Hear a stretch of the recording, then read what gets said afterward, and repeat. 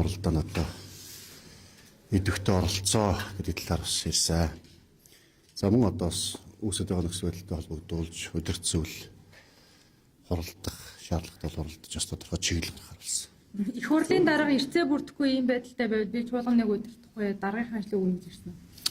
За гишүүдийг хариуцлагатай бай тий.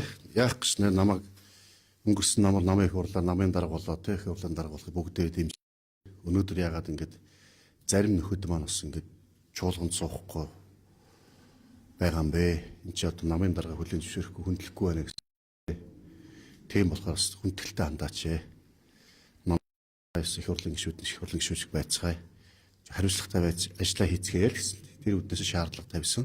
Ийм нөхцөлтэй байвал удирдах чадахгүй гэдэг зүйл ирсэн үү? Ажлаа удирдлаа. Үгүй тий. Яг бас зүгээр мэдээж санал бодлоо солилцож байгаа тэр үедээ бас юу гэдэг хатуу хөдөөг хэлэх бас байдаг улсууд бол тиймэрхүү байдлаар яг бас ганц нэг гишүүд л намын дарга нэхэсэд байх ёстой та их хурлын дарга өгчүүл яасан гэдэг саналууд бас яригдж байсан.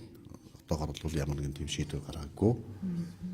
Энэ улсын их хурлын дарга намын дарга байж болохгүй гэсэн хууль байхгүй. Өнөөдөр ямар нэгэн хууль зөрчсөн улсын их хурлын дарга намын дарга байгаа улс орнд тийм үү улсын их хурлын үйл ажиллагаанд ямар нэгэн цөрөг нөлөөлж байгаа зүйл алгаа. Тийм болохоор одоо улсын их хурлын гишүүд нь ажиллал хиймээр байна. Хуралдаа суумаар байна. Олон хүлээгдэж байгаа одоо чухал хуулиуд их хурлд хүлээгдэж байна. Энэ олон одоо чухал хуулиудаа баталмаар байна. Газрын тосны одоо нийт бүтээгдэхүүн маш их өсөж байна. Үүнтэй холбоотой онгоцны түвшний одоо Оросын албанаас хилэлцээрүүд хийх ёстой гэх мэтээс авах бол олон чухал асуудал байгаа. Бүлгийн гишүүд бас талаар юу юм ярилцж байгаа. Ярилцаагүй тийм яриг. Бүлгийн гишүүд одоогор чуулган цагтаа оролдох байлгүй те. Өдөртөх зүйл хийзээ оролдохгүй. Өдөр зүйл яг зарлагдаагүй байна. Одоо бас ярьж байгаа. За их хурлын дарга ерөнхий сайд болоо намын дарга. Харин яг зарим гишүүд тийм байршил ярьж байна. Тэгээд тэн дээр яг одоо юу гэдэг ардсан намын одоо сөрөг хүчин бол улс төрийн хийж байгаа. Сөрөг хүчнийг ойлгож байна.